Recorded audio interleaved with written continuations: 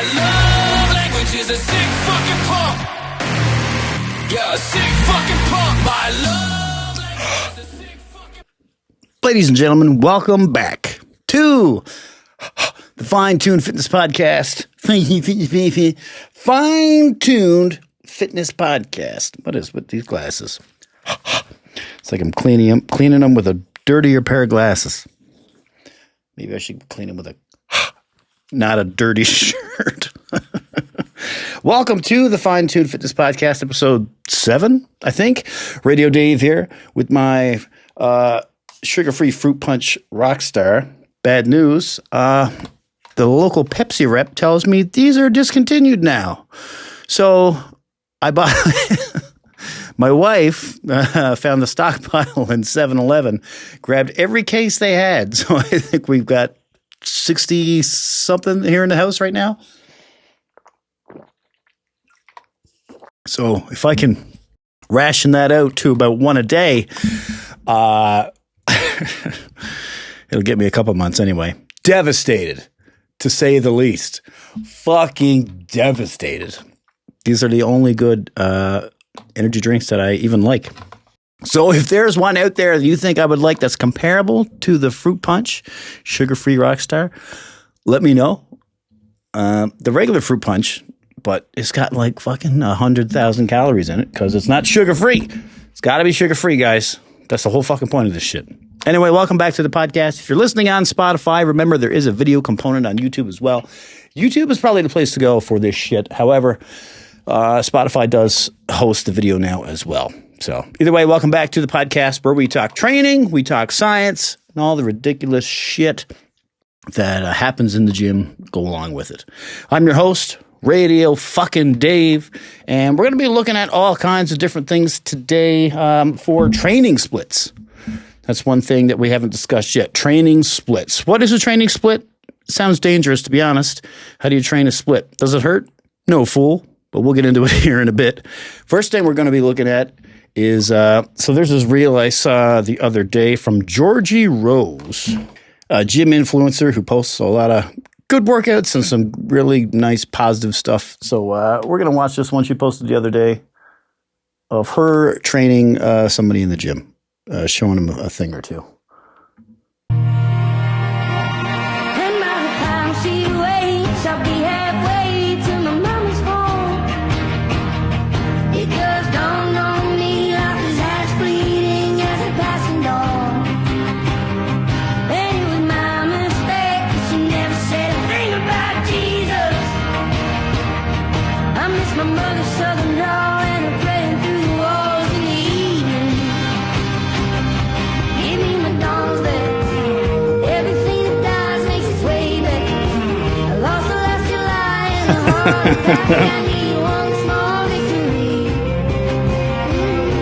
Fuck, man. That fucking gets me every time. Oh, man. I love that shit. I love this video. It's everything about the gym community that I love all in one fucking video. And because good vibes don't hit the algorithm like drama and bullshit does, this isn't the gym content that most people see. They see people making fun of other people or gym influencers being a piece of shit. It literally happens all the time. That's the stuff you're going to see most of the time. But this is the gym community that I know, the gym community that I love. People working to help each other out, iron sharpening iron, everybody being on the same team and just trying to help everybody else get their W's. I love that shit. Georgie Rose is awesome and posts great positive content all the time. So go give her a follow if you don't already. Well, now that I'm all fucking bitched out here. Fuck, dude. What a start to this stupid shit. All right. Another video we're going to look at real quick and dive into for a moment. Oprah was on The View last week, I think maybe the week before, talking about her battles with being overweight. And, well, let's just watch it. I'll just bring it up. We'll just watch it. We'll go from there. So this is what I wanted everybody to know, that all these years I thought I was overeating. I was standing there with all the food noise, what I ate, what I should eat, how many calories was that, how long was it going to take. I thought that was because of me and my fault. Yeah. Now I understand that if you carry the obesity gene, if that is what you have, that is what makes you overeat. You don't overeat and become obese. Right. Obesity causes you to overeat. Right. Obesity causes you to have all of that food noise. And what the GLP-1s have done for me, and I know a number of other people, is to quiet that noise. Yeah. Now, you may have caught that already while I was playing that. I like Oprah. I really do. She's done so much for the black community, for the women community, and for everybody, really. She's been a champion for many people over the years. Although I will never forgive her for Dr. Oz. Never forgive her for that, for forcing that clown onto us. And she's doing a major service here being on this episode of The View to talk about GLP-1 medications like Ozempic, like Mounjaro, like we've talked about on this podcast before. And I preach the veracity of that shit all the time, the viability of them, which like I said, we've talked about before, helping to crush the stigma on those. But the one thing she says here that I have to take issue with because it's my fucking job and I don't want people to get the wrong idea is she blames her overweight, her being overweight on the obesity gene is what she said. Eating didn't make her obese. The obesity gene made her overeat. Now, there are many different factors that contribute to a person's compulsion to overeat or propensity to take on weight. Our own individual food noise. Like she said, she did mention that. We talked about it before. I talked about it a million times. We're not all built the same there. Some people have a high food noise. Some people have a lower food noise. That signal in your brain that says you're hungry, you're hungry, you're hungry, even though you might not be hungry. That can come from genetic factors. It can also come from environmental factors. If you grew up not having much access to food and now your brain takes advantage of being in a food-rich environment because there's this subconscious thought that there may be a shortness of food ahead. You'll notice it with drug addicts. A lot of time when drug addicts are in the middle of their addiction, in the depth of it, they don't eat. Because you don't have an appetite when you're tripping balls, when you're high as shit.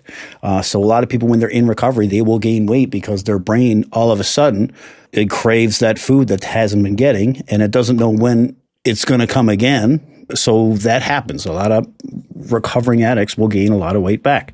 There's mental health issues and trauma links that will cause people to have a propensity to have a higher food drive or overeat for comfort. There's medical factors, injuries, physical disabilities that can contribute to someone's level of weight gain and obesity as well. There's even systemic factors at play here. Where more heavily calorie-dense processed foods are cheaper than healthier options, which tend to keep less financially secure families and individuals from eating healthier diets as well. There is a fit privilege. It does exist. It's expensive eating healthy. It's expensive being fit. And so a lot of people, if they can't afford to eat healthy, that's what other choice do they have than to eat the cheaper, overly processed shit? With all these different factors at play, there's lots of reasons to not feel shame or blame for being overweight, but an obesity gene is not one of them. And the reason that this is so egregious and that I take issue with it so much is because if it's in your genes, there's nothing you can do. You're fucked. It's just how you were made. You are stuck in this predicament and you're stranded in an ocean in a boat without a paddle. And that's not the case. Out of all the issues I just laid out for you, they are all conquerable. They all have a way out. Some harder than others, some more difficult, some actually take a lot of work. Some you got to build systems in your life to conquer, but they are all conquerable. You are not stuck where you're at. You can build those systems and supports in your day and in your life to help you get out of the situation. And it is absolutely yours to do so if you so wish to do it. You have control over your own life. No, I'm not saying it's easy. It's definitely harder for some people. We are not all on the same playing field. We're not all starting from the same position. I'm very aware of this, and I talk about it all the time. Some of us definitely have more advantages in this game than others. Like I mentioned before, I have a very low food drive. I eat because I have to fuel up the car. That's it. My wife has a very high food drive. So every bit of weight she loses or muscle she gains, she has to work twice or 3 times as harder than I do to do so. I'm very aware of my fit privilege, and that's why I will never tell someone you just don't want it bad enough. Like some fucking trainers do. I have heard trainers say that, and it fucking ruins me. Sets a rage in me so much. Like some trainers and influencers, the shit that they say is just, it's not about how bad you want it. If the systems you live in are fighting against you. I guarantee my wife wants it more badly than I do, but we had to build systems for her fitness journey to help her hit the goals she wants to hit. And it is working. It's working. It works for her and it can work for you. You can reach your goals. You can achieve your fitness dreams. So do not be discouraged thinking it's forever out of reach because you have a mythical obesity gene. Because you can achieve the body and the health markers you've always wanted. But it's going to take not just hard work, but building those support systems in place to help you achieve it. The obesity gene is not a thing. And I'm not going to let you have that out because you can do it. That's how that goes. We're going to take a quick little break. We're going to check out the workout of the week, which is the rear delt pull down. We're going to hear a video about motivation, and then we'll jump into our main topic of the day, training splits, and which one works best for you. Stay tuned. If you're anything like me, trying to hit the rear deltoids is a real bitch. I found some success with unilateral workouts like the cable archer row, but when it comes to a bilateral movement like the rope face pull, I get great back action, but not so much in the rear delts. And that's a real pain in my ass, and not a pain in my shoulder like I would like it to be.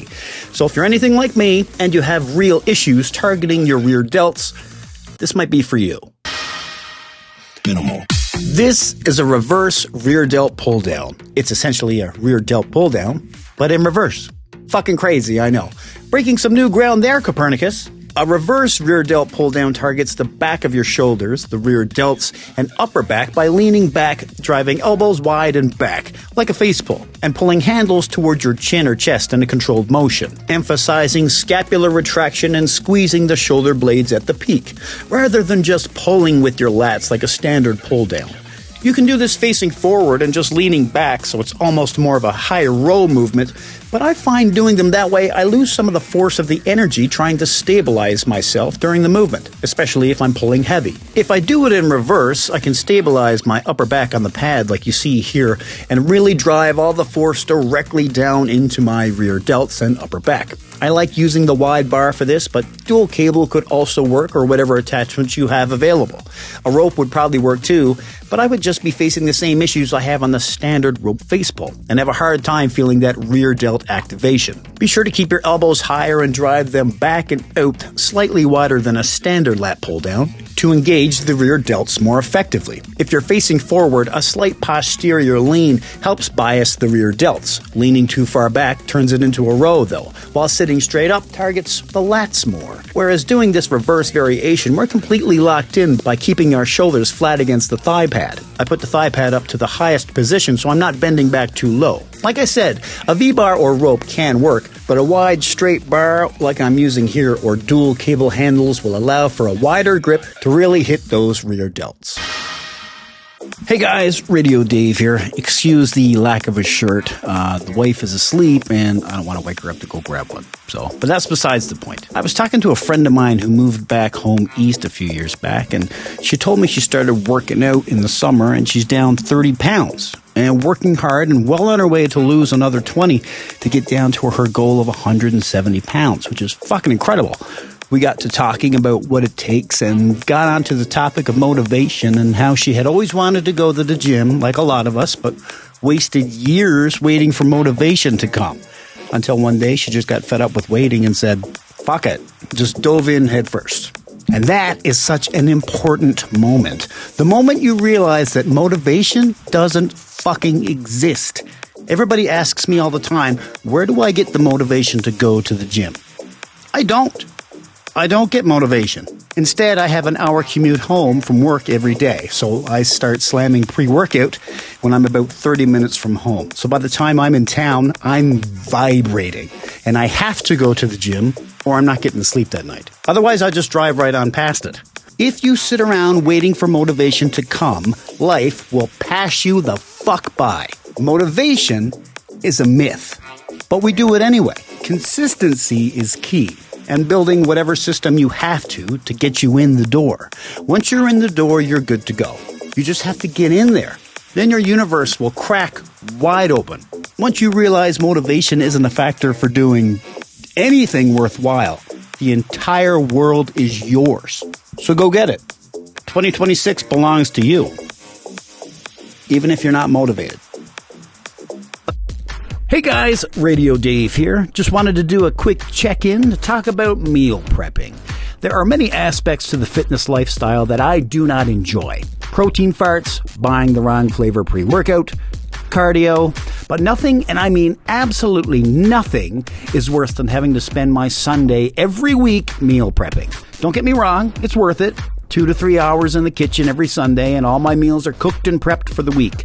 But my God, it's Sunday. It's the Sabbath. It's the Lord's Day. I don't want to spend my whole fucking last day off in the kitchen when I could be spending it in the living room with my family.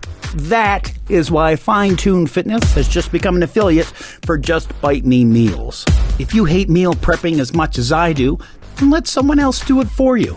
Dan and his team offer incredible service, incredible meals, and an incredible product. As most of you already know, I see you all still rocking your Muscle League shirts in the gym. And so now anytime you purchase an order over $50, if you use code FINETUNEDFITNESS at checkout, you'll get 10% off your order. Buy 10 meals and that's essentially getting one for free.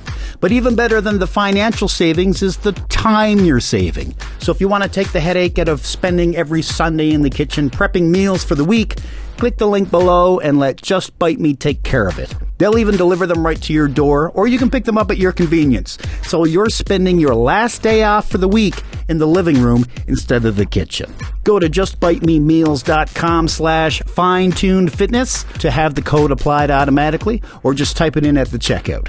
For Fine Tuned Fitness, I'm Radio Dave. You're you, and I'll see you on the next one. All right. Let's lock in for this one because this is easily one of the most misunderstood topics in fitness of all time. It's training splits. This question comes up all the fucking time. What split should I be doing, Dave? What's better? What training split should I be doing? Is it push-pull legs better than upper-lower? Should I train each muscle once a week, multiple times? Is the bro split dead? The internet has turned this into an absolute fucking brawl. You've got influencers saying one split is trash, other coaches saying another split is the only way, and beginners caught in the middle, switching programs every 4 weeks, wondering why nothing's working, or laughing at the OGs who are still doing bro splits every rotation. So today, we're going to dive in, we're going to check them all out, not to rank them, not to crown a winner. We're going to find out which one is S tier for you, because they are not all the same. Each training split is different and has positive and negative aspects to it. And we're going to go over it so I can help you. We'll try to help you figure out which training split is better for you. We're explaining how splits actually work, why different splits exist, and how to choose one that matches your life, your recovery, and your goals. Because here's the truth most people don't want to hear. It all comes down to this. The best split is the one you can execute consistently for long periods of time. Not the one that looks coolest on paper. Not the one your friends are doing. It's the one that works best for you. First of all, let's strip this down to the basics. You might not even know what I'm talking about. What the fuck is a training split? Well, I'll tell you, son or daughter. A training split is simply how you organize your workouts across the week. That's literally it. It's not the stimulus itself. It's not the thing that builds the muscle. It's the schedule that holds your volume, your intensity, and your recovery. Think of it this way. If training stimulus is the food and recovery is digestion, the split is the meal timing. Breakfast in the morning, lunch at noon, supper at supper time. You can eat great food, but if the timing is chaotic, your digestion will suffer. The same goes for training. A poorly timed or laid out training split will do the same, only without the massive diarrhea. A good training split needs to take 3 things into consideration. How many days per week do you train? Which muscles are trained on which days? How much recovery do those muscles need before getting trained again? And here's something important as well. Your muscles don't know what day it is. They don't fucking know. They don't have a calendar. They're completely vibes based. They don't care if it's chest day or leg day. The only thing they respond to is mechanical tension, volume, recovery time, and compliments from old ladies in the grocery store. If you're huge, you know what I'm talking about. The split is just the framework that helps you manage those variables without completely frying yourself. Most people fail with a specific split, not because their split is bad, but because their split doesn't match the recovery capacity or their lifestyle. Now, I'm going to stomp out one shitty mindset right now, right off the bat, because this belief wrecks more progress than anything else. Your split does not build the muscle. One more time for the people in the back. And by people, I mean influencers. Your split does not build muscle. Volume builds muscle. Progressive overload builds muscle. Adequate recovery builds muscle. The split just organizes that bullshit. When someone says this split builds muscle better than that one, what that really means is this split helped me manage my volume and recovery better. That's all. It worked for that person's specific goals and nothing else. And if you take the same weekly volume, intensity, and effort that they do and reorganize it into different splits, muscle growth will be very similar as long as recovery is adequate. The danger is when people think, if I just switch splits, I'll finally grow. And this happens, especially with the younger generation, the SBL teens, or science-based lifting teens you see in the gym with cuffs and D handles and straps stuck everywhere like they're a dominatrix Rube Goldberg machine. Just no.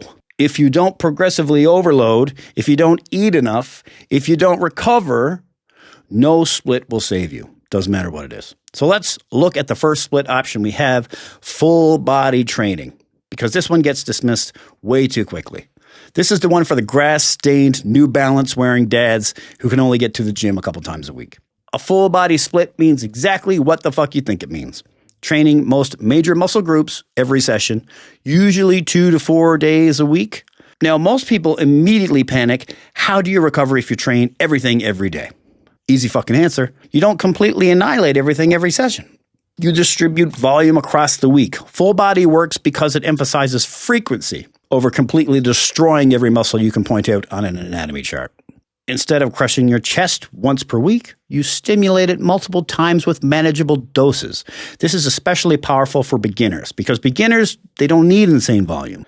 They just need practice, consistency, and repetition. That's the main goals gym newbies need to have. Full body also protects against missed workouts. So it's perfect for that busy dad on the go or mom. If you do the bro split and you miss a day, you'll miss chest for a whole week. Miss one day in a full body, you're fine. You're going to hit it in a day or two anyway. Who gives a fuck? The only real downside is intensity. If you're a gym rat who chases that deep burn and delayed onset muscle soreness like I do, because I'm a fucking masochist, then the full body split isn't going to work the best because it's designed to not completely kick the shit out of your muscles because it wants you to hit them again in a day or two, which you can't do if you went so hard you need 5 fucking days to recover. So that's why the full body split is great for beginners, people who can only train 2 or 3 times a week, those with busy schedules, people trying to rebuild habits, people who recover quickly but can't train often, shit like that. The biggest mistake with full body is turning it into a marathon session because that defeats the whole fucking purpose of it. An example of a good full body split workout would be 1 to 2 compound lifts and then 2 to 3 accessory lifts, focused, efficient, done. If you train 3 days per week and you're not going full body and or upper lower split, you're probably going to leave some gains on the table. If you train more than 3 days, then full body is probably not for you. A good example of a weekly layout for this split would look something like Monday, Wednesday, Friday. Day A would be squat emphasis, barbell, back squat, bench press, lat pull downs or pull-ups, Romanian deadlift, and planks. This gives you a heavy lower body focus plus moderate upper volume, and you're stimulating everything without frying it. Day B, a hinge emphasis, so deadlifts or trap bars, overhead press, seated cable rows, walking lunges, hanging knee raises. This is a posterior chain focus with upper pushing and pulling balance. And then day C, so if you go Monday, Wednesday, Friday, you just split this up Monday, Wednesday, Friday, easy peasy. Day C or Friday being an upper bias, front squat or leg press, incline dumbbell press, chest supported row, lateral raises, cable curls, and tricep pushdowns superset. That ends the week with lighter legs, more upper volume before the weekend. You repeat that every week as a beginner, you will have massive fucking gains in no time. You're hitting everything. Every day something gets hit. Every day some major part of your body that all gets hit. So if you're new to the gym or you're a busy dad, busy mom that can only get there 2-3 times a week, full body might be the option for you. But maybe 2 to 3 days isn't enough. Maybe you go more than that. So that's going to bring us to an option that might work better for you then, the upper-lower split. One of the most balanced and effective stimulus structures there is. Upper body one day, lower body the next, usually 4 days per week minimum. This split sits perfectly between full body and higher volume splits and gives you enough frequency to grow, enough recovery to stay healthy and rested, and enough structure to continually progress. Progress. Why did I say it like that? Weird. The upper lower is quite popular nowadays in the gym scene. You're going to see it everywhere. And what makes it so popular is its respect of fatigue. There's no overtraining here. Upper body days don't trash your legs, and lower body days don't compromise pressing strength. It also makes progression relatively easy. You see the same lifts twice a week, you get muscle feedback pretty quickly, and you can adjust fast. Now, if you're considering the upper lower, this split works best for the early to mid intermediate level lifters. So if you've been lifting a little bit, you're familiar with the gym, and you've got more time than some other people, like the busy dads with the green stained New Balance shoes. You can get to the gym 4 times a week, at least. People training 4 days per week for strength and hypertrophy. And lifters who want balance. If someone asked me, hey, dickhead. Why? What's the safest split to run long term? Upper lower would be very high on the list because it's boring. And boring works. Boring and safe. An example of a good upper-lower split would look like something like this. Monday, upper A. Tuesday, lower A. Wednesday, rest. Thursday, upper B. Friday, lower B. Saturday, Sunday, rest. Same thing. And then repeat that every fucking week. No change. You could ride that for weeks or months and not have to change anything with the rotation. The Monday upper would be horizontal push-pull. You could do bench press, barbell rows, incline dumbbell press, lat pull-down, triceps push-down, and dumbbell curls. Then you switch to the lower A on Tuesday with a squat focus, back squats, Romanian deadlifts, leg press, seated ham curls, standing calf raises. Wednesday switch back to upper, only this time we're doing the second upper. So upper B, overhead press, pull-ups or assisted pull-ups, chest flies, cable or dumbbell, face pulls, easy bar curls, overhead tricep extensions. And then Friday, switch back to lower, only you're doing the alternate, so lower B with a hinge focus, deadlift or trap bar, Bulgarian split squats, lying ham curls, leg extensions, and seated calf raises. You're hitting everything, you're getting your rest, and it's always something different every day. You can repeat that, you can loop that forever. So that's the full body, that's the upper lower. And then we've got push-pull legs. This is probably one of the most popular ones on the go right now. It's the most popular split in the gym rat community for sure. The science-based lifting guys are all about it. It's basically the internet's favorite split at the moment. Push, chest, shoulders, triceps, pull, back, biceps, legs, quads, glutes, hamstrings. PPL or push-pull legs is popular because it feels productive. You walk into the gym feeling fucking destroyed, like you got your ass kicked. But people confuse destruction with progress. When you're walking around feeling like you've just been hit by a Mack truck, you're going to feel like you got some shit done. Push-pull legs works best when you're doing higher volume training for sure. When you're training 5 to 6 days per week, you recover well because you're still giving specific muscle groups enough time to rest in between, assuming you eat enough and you sleep enough too. Obviously, those are pretty big factors. The problem is most people run push-pull legs like they're advanced lifters when they're not.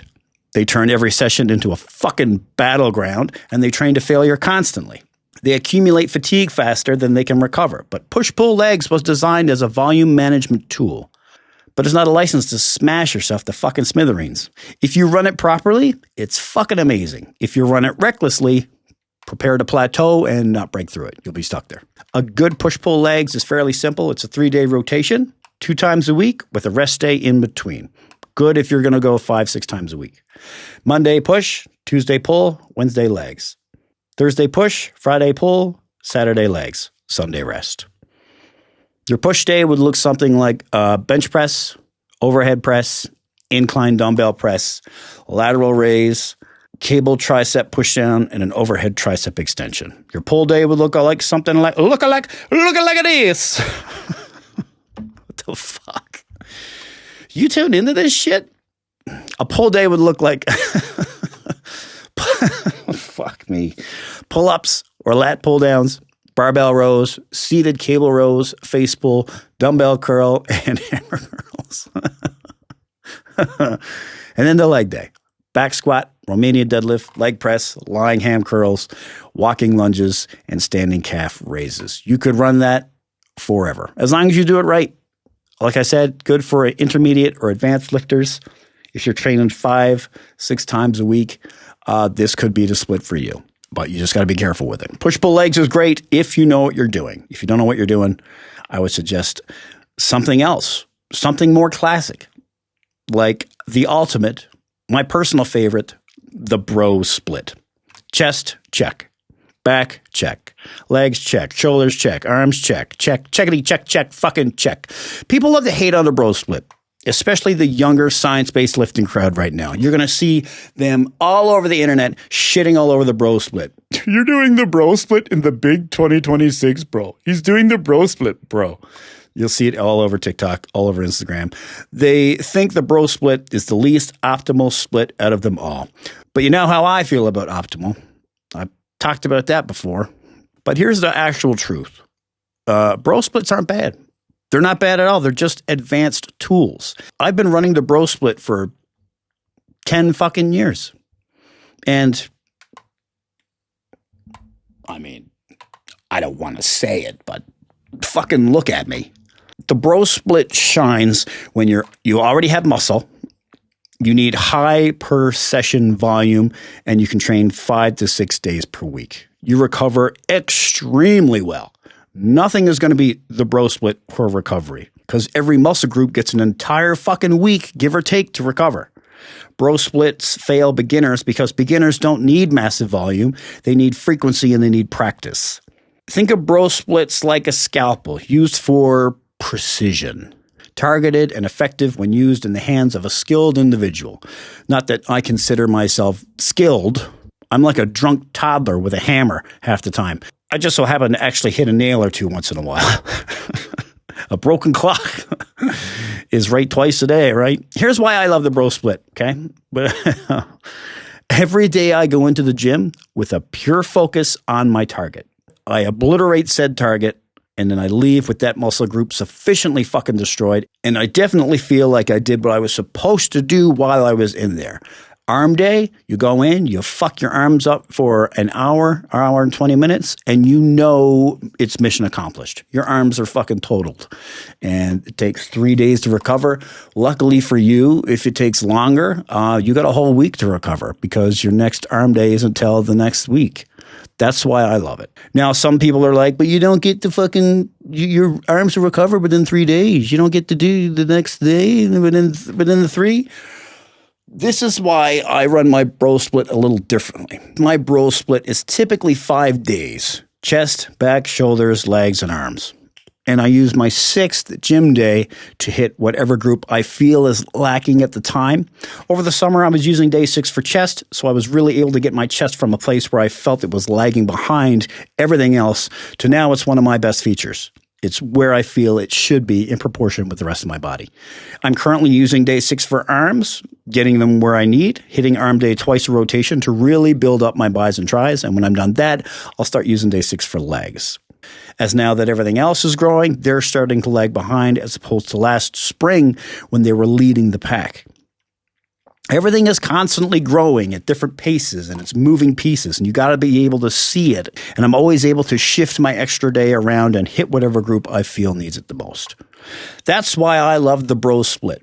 It's the most maneuverable, I feel, for when you can really look at yourself, see what's lagging, see what needs to work, and then you can focus on it and get things where you feel it needs to be. And it's the split that's going to make you feel the most accomplished afterward. That's for damn sure, because you're just destroy whatever whatever target is that day. Recovery takes longer, but I feel the progression jumps more than the other splits. And whether it takes longer or not, you got a whole week before you train again, that muscle group. So it doesn't really matter how long the recovery takes. Nothing's going to take you a full week to recover unless you go ham. A bro split week looks like this. Monday, chest day, international chest day, typically. So typically I'll do chest on a different day because everybody does chest on Monday. Tuesday, back. Wednesday, legs. Thursday, shoulders. Friday, arms. Saturday, Sunday is rest. For most people, I will take the Saturday and, like I just said, I'll hit something else. I'll hit whatever's lagging. Your chest day would look like a bench press, incline dumbbell press, cable fly, chest dips, cable crossovers, seated machine flies. Your back day, Tuesday, could be deadlifts, pull-ups, chest-supported rows, straight arm pull-downs, wide grip pull-downs, back extensions. I shoot for about 6 or 7 workouts in each day. I like to keep training to about an hour, and I'll do 4 sets of everything typically. In there, you're focused, you're hitting everything a lot. And that 4th set is the real working set. Usually it takes a set or 2 to get warmed up, to get your muscles going where they need to be. That's why I feel like 3 sets isn't really enough. The 3rd set you hit, your body's just getting warmed up. Your muscles are finally getting into it. And I feel like if you do 1 more, then you're really putting the screws to it. Then you got your legs, your Wednesday, your leg day, back squats, hack squats or leg press, Romanian deadlifts, leg curls, leg extensions, calf raises. Pretty standard. Shoulders, overhead press, great to start. Dumbbell or sitting machine, lateral raises, rear delt flies, upright rows, standing archer cable rows. Make sure you're hitting all the delts. Arms, Friday, easy bar curls, incline dumbbell curls, cable pushdowns, skull crushers, forearm finishers, finding something to crush those forearms. Don't let those lag behind. Notice how the exercises don't magically change between splits. Only the organization does. Like these are the same exercises you're doing and all the other stuff, push, pull, legs, full body, whatever, what have you. But it's the organization that moves around. Same movements, same muscles, just arranged to match specific recovery and schedule. A lot of people don't have 6 days to be in the gym. Some days I'm in there twice a day. I'm a fucking fitness trainer. It's what I'm supposed to do. I'm supposed to be there. A lot of people don't have that kind of time. So a bro split might not work for you. If you want to make real use of the bro split, you need to be in the gym at least 5 times a week. So let's make this practical. If you're not sure what split you should be using, ask yourself 5 questions. I'll make it easy for you. How many days can you realistically train? How long can my sessions be? How well do I recover? How long have I been training? And do I miss workouts often? Then choose accordingly. Is your schedule busy or hectic? Am I fairly new to the gym lifestyle? Full body or upper lower? Am I a gym addict with great recovery? Push-pull legs. Am I an advanced lifter with weak points and the ability to target more directly? Bro split. Every split has its pros and its cons, and not every split is going to work for everybody. The best split is the one that fits your lifestyle, but ultimately, it's the one you're going to enjoy and keep doing. I hammer that point home all the time. What are you going to keep doing? What do you like the most that's going to keep you coming back? That's the one that's going to work for you. Is your schedule busy, but you enjoy the bro split? Then fuck it. Do the bro split. Just be careful to manage your calendar a bit more closely. Go 6 times a week and just want to do the same thing every day? Fuck it. Do full body. I don't give a fuck. I'm not your mother. You're the one that has to actually do the work, not me. I'm not doing the work for you. It doesn't matter in the end what I say. It doesn't matter what split works best for what situation. The best split that's going to work for you is the one you like and the one you're going to keep doing. I can give you my advice. I can give you suggestions based on information, based on how you train and what your schedule looks like, what your recovery looks like. I can give you what I would suggest would work best for you. But ultimately, it's the one you're going to enjoy the most, the one you're going to keep doing. You're the one that has to do the work, so make it fun for yourself. You only have to answer to you. You don't answer to me. I'm not going to know if you only get to go to the gym 3 days a week and you're doing a bro split.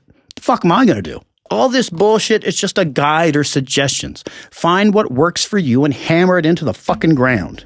So remember, your split does not build muscle. Your split just organizes the stress. That's all. There's no perfect program. There is only intelligent structure, progressive overload, and consistency. So choose a split you can run for months. Train hard, recover harder, train smart, and fine-tune your physique. You like that? That's it. That's all I got for you this week. If you enjoyed this episode, share it with a gym buddy, leave a review, and drop it in the comments what split works for you. Do you agree? Do you agree with my assessments of the splits? Am I completely off base? Am I so fucking out to lunch that you can't even believe you listen to this shit? Let me know. Drop it in the comments. Shoot us a DM. I want to hear from you. Hear what you've got to say about it. Or you can shoot us an email, dave@finetunefitness.ca. Before we go today, we're going to jump into my gym bag for just a second for our What's in My Gym Bag segment. And I forgot to bring it down today, but I'm just going to show you what it is and where you can actually get this on Amazon. We're looking at the Gym Buddy. This is in my gym bag. And if you've seen me train at the gym, you've seen me use it every fucking day. This thing makes my life so much fucking easier, especially as a trainer. This says Gym Mate, but the one I got is a Gym Buddy. It comes with a steel plate that sticks to the back of your phone case. And then this is a magnet that sticks to your phone and sticks onto the gym equipment. So you can put your phone up there. You can set a timer for your breaks. You can keep your workouts listed in front of you. You don't have to hold your phone. You don't have to throw it on the floor. You don't have to do that weird kick catch onto your foot, throw it on the floor. Just stick it there. Keep it there. Great for filming your workouts. Great to have everything listed. Great to keep your progress going. Great for keeping notes. It's just fucking great. So if you need something, if it's not working, kicking your phone on the floor at the gym, grab yourself a Gym Buddy, a Gym Mate, and make your workouts a little easier. That's what's in my gym bag today. Great for a trainer. If you're a trainer, highly recommend. Focus on your guys' form, adjust as you need to, and then keep the timer going there for their breaks. Love it. If you laughed, learned, or nodded in pain through this one, share it with your gym buddy, leave a review, and hit that follow button. Hit the bell. Ding, ding, ding, ding, ding, ding, ding, ding. You need it. You need to know because these things isn't regular. I try to do them every couple of weeks, but life is life, man. Either way, thanks for tuning in to the Fine Tune Fitness Podcast, where we lift heavy, we stay respectful, and we always re-rack our fucking weights. Go Team Protein.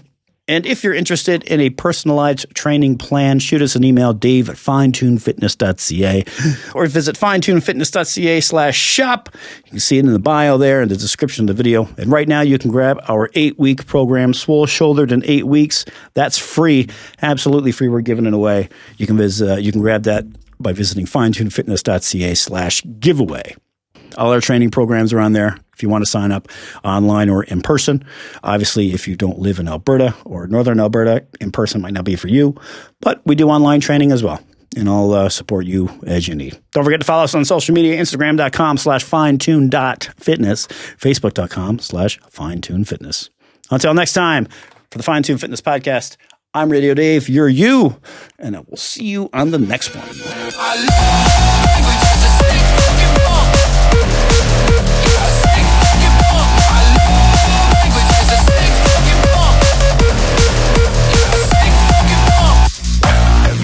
Every drop, every lift, every shot, love's gone, but I